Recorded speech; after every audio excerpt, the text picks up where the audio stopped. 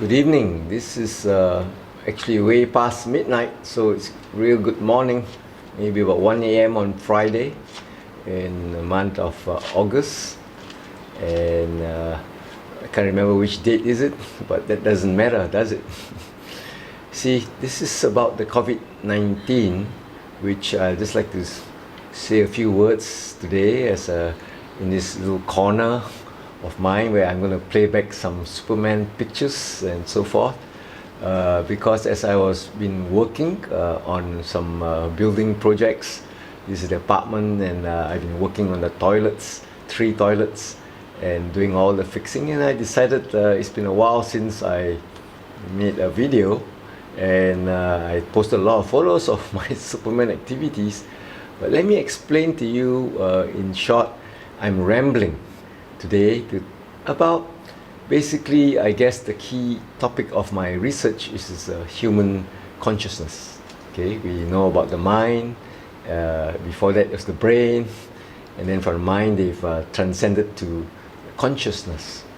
Basically, the main difference is in science or any language. We're trying to explain with more detail and clarity about what we are trying to mean. And why it's come to a state of consciousness is because it's fascinated the scientists from the quantum physics world of particles and waves to realize that not everything is just happening in the brain, which is the organism. With John Searle, in one of my research professors and so forth, who have used the term that we should call ourselves information organism. Okay, that's information organism. Yes, he said that word. And he's a guy who is very clear about fake news in the world today, coming from the computer science people who talk about artificial intelligence. That's not really possible. And because why? There is no consciousness in the computer. It's just pure syntax. Right? You have syntax to mean something, and it's all recorded, whether it's photographs, meanings. It will just link to the syntax, to the meaning, and then portray as if the computer is like our mind, our brain, that is able to think for ourselves, even have feelings, is where consciousness comes.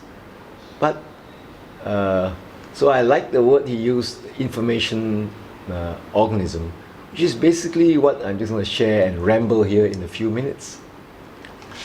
See, the COVID-19 made us organisms, we were living things, suddenly changed our whole lifestyle. Even for me, in my 62 years coming this year, I've never experienced anything like that, a world pandemic, And so like most of you, I'm still awake because it's not fully, locked down, nor is it completely free that we can do what we want.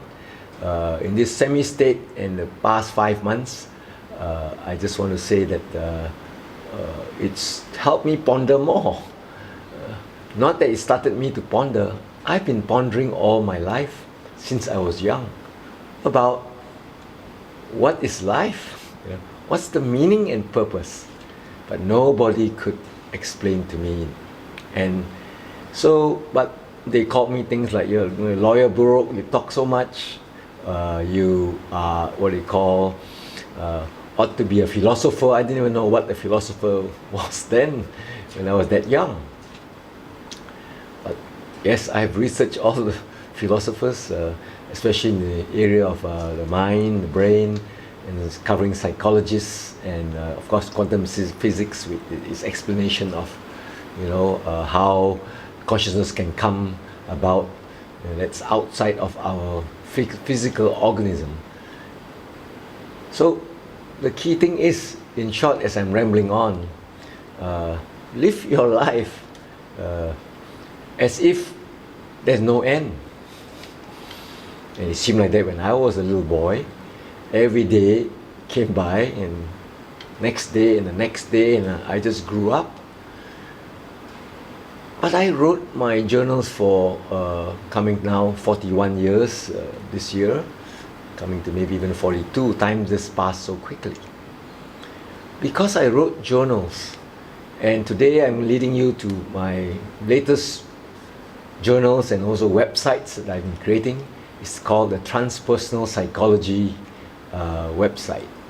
And why did I do that? Because in my research I discovered that after a while these psychologists, they decided that spirituality, you know, what was happening being was psychotherapy, you had humanistic, psychology, you had all the different basic theories.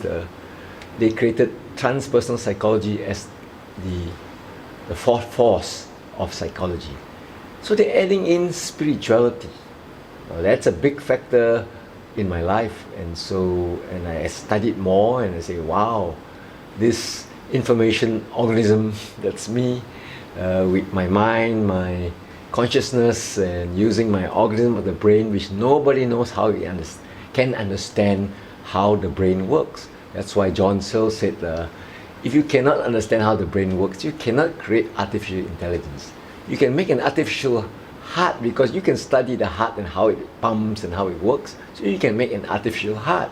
So that's why on his basis of understanding that it's fake news if you think that artificial intelligence is possible, with the exception that until they can figure out how the brain works. All right? So as I'm rambling on here, what am I rambling about? Well, how did I become who I am today? I studied computer science in 1977. I mean, it was that time when there were no computers, no cell phones that has a link to the internet. It was just pure basic language. Learn about the RAM memory, the ROMs, and you write a little bit of Fortran, and to get an idea of what syntax and programming is.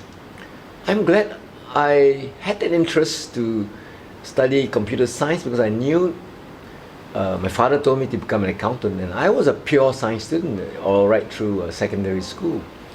But because you've followed his advice, I converted to a business course. So taking that computer science was a real blessing.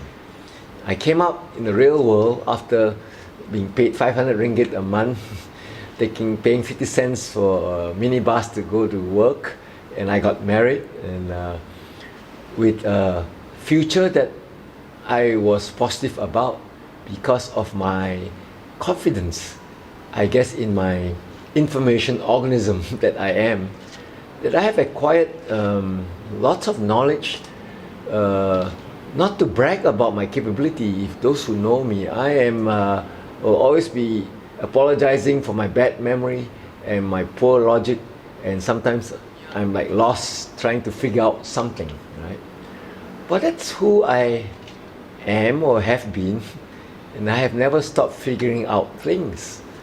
And thanks to the internet, you can learn from many professors, videos, with people like who ramble, smart professors, that I'm going to give that link to the blog where I'm going to post this video to understand why ramble. Because you see, your brain, your mind, your consciousness, it's millions, like all the stars in the universe. It contains information. And if you live as old as me, have watched as many videos, have much research that I did in 7 years, all the books I've read, the number of people I've interacted all over the world. I mean, I just look back at my journals. I went to Thailand when I was about Form 1 or 2. My grandmother brought me and my nephew, who was about 4 or 5 years younger than me. And from there, I never stopped interacting with people from other countries, because first it was Thailand. Then when I was old enough, I took a bus to Singapore to go down just myself, take a bus, go to Singapore, just sit a bus to Changi Point, and to learn and update my consciousness that they got all these ships parked by the seaside. What happened to the Port Dickson beaches? What happened to the Kuantan beaches? They didn't seem to have any. But that was my first perception of Singapore. That was way in, I guess, after going to Thailand, so I'll be Form 2, Form 3, around that age. I'm old enough to take a bus just by myself down to Singapore and come back, right? So, all of us will change. Our manifestation of us being an information organism, it comes by how much you know, how much you've done, how much you've written, how much you can talk about. And these days with the phone, you can talk about what somebody tells you, and so we're just filled with information. Guess what I'm rambling is doing these fixing toilets in the pictures, fixing things that are broken, trying to solve a problem is all part of that learning process.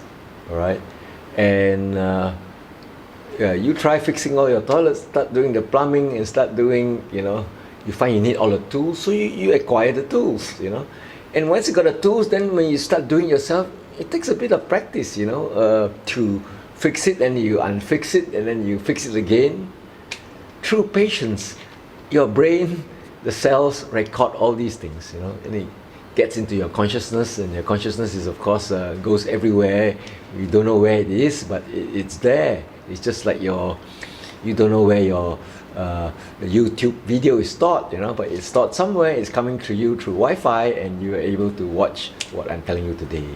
So I'm rambling about being an information organism, and it's wonderful in the COVID-19. A lot of definitely Zoom meetings, a lot of meetings, but I'm glad I got invited to a press conference this Saturday on the Bukit Bintang area by the Bukit Bintang Foundation. It's a real press conference, and it's a real place that I started the project before the COVID-19 started. This is Blue Boy Mansion, and you can find that blueboymansion.com. Through the transpersonal psychology website, you'll see all the websites that I have been storing my information. First it was on paper, then later on, of course, it's online, so that I won't forget myself. But the most important thing is I like to share with people. Of course, my children, of course, they've heard a lot from me, but today, they're all adults, and we talk in our group meetings, and when we meet, and they were lucky that, my oldest daughter came about Christmas time, last Christmas, and then my boys came just about Chinese New Year. So my second daughter had, of course, expecting the baby, and then of course we met with her online. But about the COVID-19 and its effect on me is that, I've always been doing videos way before. I was in social media. I was one of the first to achieve pioneer status for my own companies, and I delved in many businesses because I wanted to learn and test myself what I've learned. I've learned from the Americans. I've been there over 25 times because they are surely the world leaders. I only went to China, of course, because I have to trace my family history. And I've got many friends from China today because I'm on WeChats, Of course, there's WhatsApp, and today there's LinkedIn, there is Facebook, there is old Skype that people still use, and Gmails, of course. I am constantly interacting with many people, whether online or offline, and I love online meetings because, you want to just meet people, your girlfriend or your wife or someone you care for, just face to face on a video, or face to face for real. Okay, so this thing about reality is what COVID-19 woke us all up, I guess, to appreciate. Of course, I did appreciate all the times I've been to over 30 countries, from Thailand to Singapore to Europe before I went to Australia. I integrated and learned about, of course, from Western European countries and England, and non-stop I continued traveling. All that added up to my, the information storage of my organism, right? And today, what I'm delivering today is something that I believe no author or writer or someone who has reflected about life, both body, mind, and spirit, is able to write in a manner I believe would be unique, captivating, and interesting. I took so long to write not because of I can't write. You look at my journals, I can write a lot, but I like to present it in a way that would attract the Americans, because they have their problems today, right? Too much objectivity, right? Okay. Whereas the Eastern is subjectivity. But today in transpersonal psychology, they accept the subjectivity, and of course, objectivity, they know all about it, right? But in the psychology field, they even got the fifth force and the sixth force that want to include multiculturalism, okay? And I'm glad I'm born in Malaysia. We're multicultural from the time Malacca, in the 1500 when Admiral Cheng Ho came and Portuguese first conquered Malacca. Herbalist wrote there that Malacca had more than 84 languages spoken in that Malacca port.